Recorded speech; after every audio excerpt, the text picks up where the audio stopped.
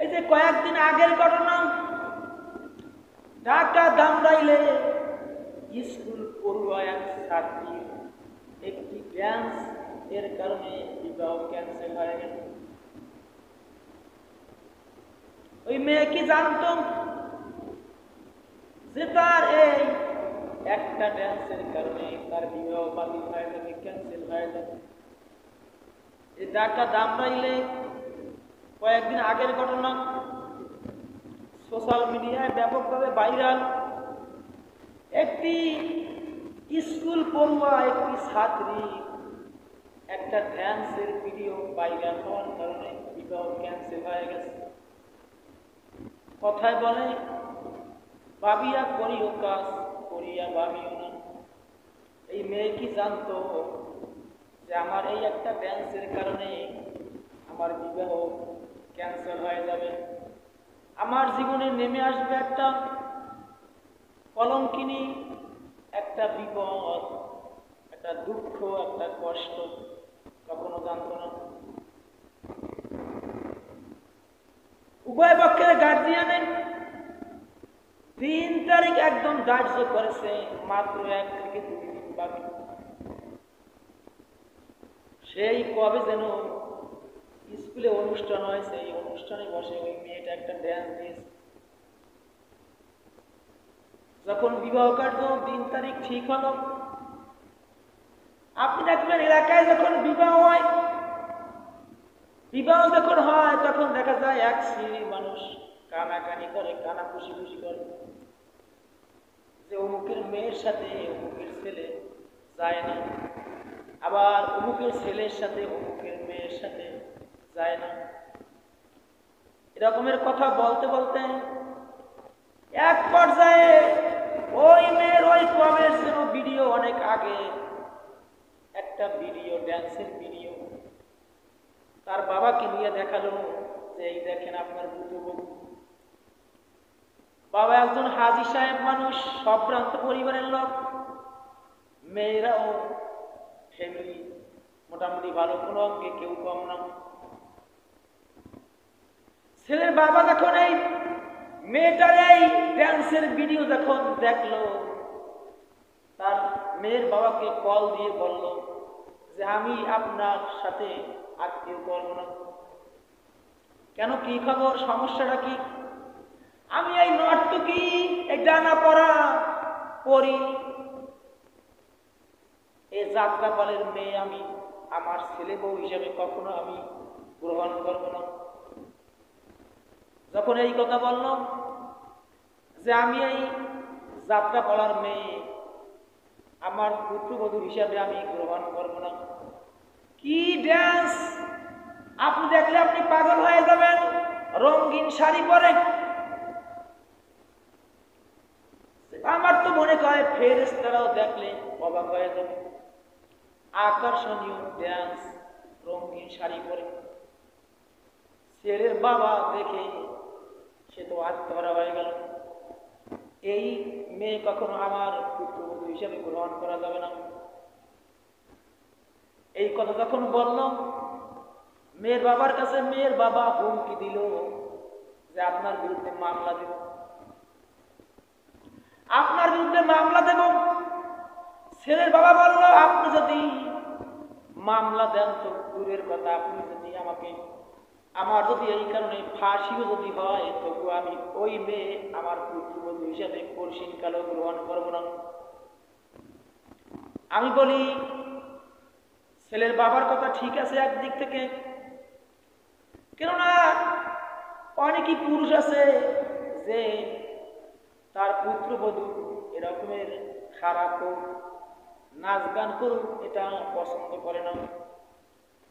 কেননা পুত্রবধূ যখন কেউ বিবাহ করায় তার ছেলেকে, তখন তার মনে এরকমের খেয়াল থাকে আমার পুত্রবধূ কেউ যেন না দেখতে পারে।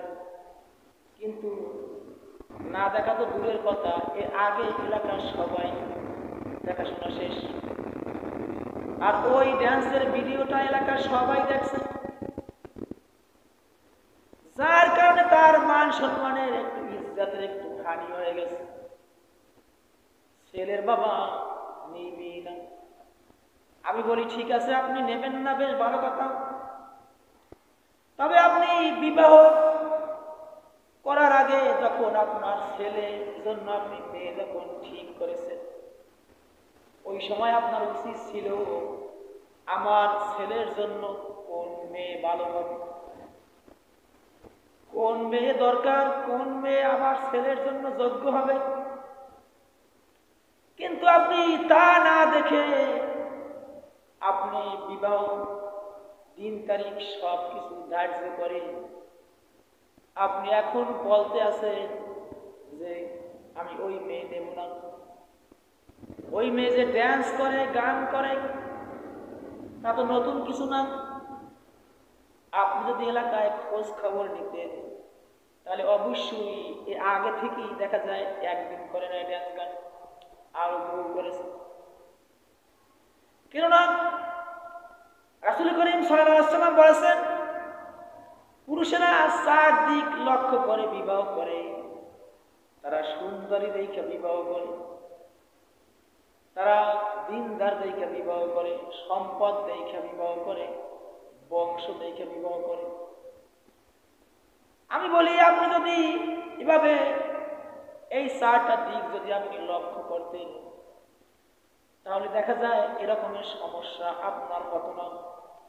আর এখন দিন তারিখ ধার্য করেছেন, আপনি বলতে আছেন কি যে ওই মেয়ে আমার পুত্রবধূ হিসাবে আমি গ্রহণ করব না। আপনি কি চিন্তা করেছেন একটু? এই মেয়ের একটা কলঙ্কিনী একদিকে, আর একদিকে মেয়ের জীবনের একটা দুঃখ, একটা কষ্ট। এই মেয়েটা যদি আপনার হতো, অথচ আমি বলি না, আপনি ওই মেয়েকে আনেন, আনার পরে আপনি ওই মেয়েকে ইসলামিক বিধান মোতাবেক পরিচালনা করেন, পর্দা করার আদেশ দেন, কোরআনের শিক্ষা দেন, ইসলামিক শিক্ষা দেন, ওই মেয়ে আল্লাহওয়ালা হয়ে যাবে। আল্লাহ রাব্বুল আলামিন কোরআনুল কারীমে বলেন, ওয়াকরনা ফি বুয়ুতিকুন্না ওয়ালা তাবাররাজনা তাবাররুজাল জাহিলিয়াতিল উলা। নারীরা তোমরা থাকবা ঘরের পরিবেশে, ঘরের ভিতরে জাহিলিয়া যুগের মতো তোমরা বেহায়াপনা করবে না, রূপ সৌন্দর্য করবে না। আল্লাহ পাক কোরআনুল কারীমে রূপ সৌন্দর্য করতে নিষেধ করেছেন। হ্যাঁ, তোমরা সৌন্দর্য প্রদর্শন করবে, সৌন্দর্য প্রদর্শন করে তোমার স্বামীকে তুমি খুশি করবে। কিন্তু দেখা যায় সৌন্দর্য প্রদর্শন করে বেড়ায় রাস্তার লোকেরে, দোকানপাটের লোকেরে, বাজারের লোকেরে খুশি করে, সৌন্দর্য করবে। অথচ আল্লাহ পাক বলেছেন যে তোমরা জাহিলিয়া যুগের মতো তোমরা বেহালাপনা করবে না, রূপ সৌন্দর্য করবে না, তোমরা ঘরের পরিবেশে থাকবে। রাসূল করিম সাল্লাল্লাহু আলাইহি ওয়াসাল্লাম বলেন, নারী হচ্ছে গোপনীয় জীব। সে যদি প্রকাশ্যে হাঁটে, মাঠে বাহির হয়, তাহলে শয়তান তার দিকে উকি মারিয়া তাকায়। যে নারী তাহার ঘরের মধ্যদেশে অবস্থান করবে সে আল্লাহ পাকের অধিক নিকটবর্তী হয়।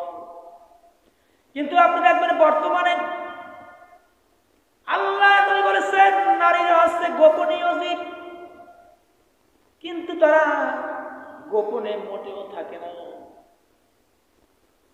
পুরুষেরা বাহিরে চলাফেরা করে, আর এক শ্রেণীর নারীরাও বাহিরে চলাফেরা করে। সবাই যে খারাপ তা না। পুরুষেরা মার্কেট করতে বাজারে যায়, মা বোনেরাও মার্কেট করতে বাজারে যায়। কই তোমার এত কিসের মার্কেটের প্রয়োজন? তুমি থাকবে ঘরের পরিবেশে। হ্যাঁ, তোমার যদি বেশি প্রয়োজন হয় তুমি পর্দা করে তোমার শরীরটাকে সুন্দরভাবে দেখে তারপরে তুমি প্রয়োজনে বাহিরে বের হও। কিন্তু না, বাহিরে বের হয় সাজসজ্জা করে, এমন পোশাক পরেন। আবার দেখুন আপনি বোরকা পরে, এমন বোরকা পরে, চেহারার আকর্ষণের চাইতে বোরকার আকর্ষণ বেশি। চেহারার দিক তাকাবে কোন সময় মানুষ, তার আগে বোরকার দিকে তাকায় থাকে। এমব্রয়ডারি করা বোরকা, 8-7 বোরকা, আপনি না তাকাইয়া পারবেন না এমন বোরকা পরে। আবার আপনি দেখবেন ডিজিটাল ভাবে চলাফেরা করে তারা, মোটর সাইকেলে চড়ে, লজ্জা নাই মোটেও।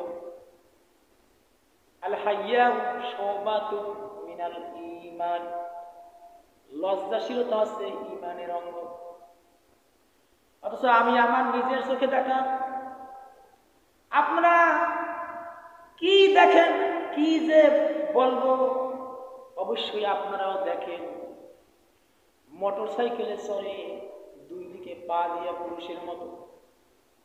আপনি বলেন তো, একটা মেয়ে যদি 2 দিকে পা দিয়া পুরুষের মতো যদি মোটর সাইকেলে চড়ে, তাহলে আপনি দেখেন ওর অবস্থাটা কি হয়।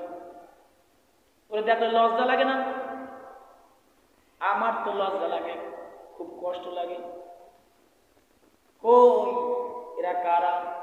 আপনার আমার বোন, আপনার আমার স্ত্রী বা আত্মীয়-স্বজন, এরাই তো এই কাজগুলো করে। আপনি নিষেধ করেন না। অনেকে বলে হুজুর বর্তমানের মেয়েরা পর্দায় থাকে না। আমি বলি এই দোষ মেয়েদের না, এই দোষ হচ্ছে আপনার আমার। কেননা আপনি যদি কঠোরতা অবলম্বন করতে পারতেন, আমি যদি কঠোরতা অবলম্বন করতে পারতাম, তাহলে কঠিনকালে ওরা অযথা অপ্রয়োজনে বাহিরে চলাফেরা করতে পারতো না, বের হইতই না। আপনি নিষেধ করেন আজকের থেকে, দেখবেন কোন নারীকেই আপনি বাহিরে অযথা পাবেন না, অপ্রয়োজনীয় পাবেন না। কিন্তু আপনি তো বলেন, আপনি চিন্তা করেন আমার মেয়েটা খুব সুন্দর, সবাই দেখুন।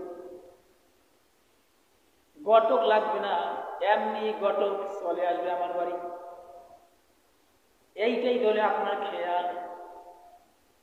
স্ত্রী যদি একটু সুন্দর হয়, খালি মার্কেটে নিয়ে যায়,